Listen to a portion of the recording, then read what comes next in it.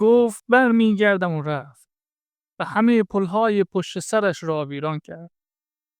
همه می‌دانستند دیگر باز نمی‌گردد، اما بازگشت.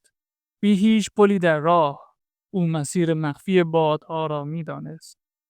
قصه‌گوی پروانه‌ها برای ما از فهم فیل و صبوری شتر سخن می‌گفت.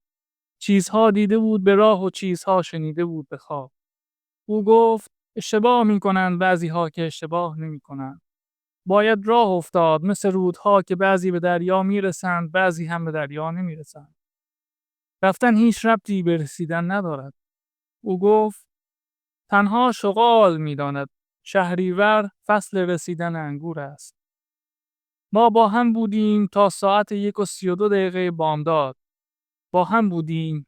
بلند شد، دست آورد چنل مرا گرفت و گفت کوروش پسر ماندانا و کمبوجیه پیشاپیش 400,000 سرباز پارسی به سوی سد سیورن راه افتاده است.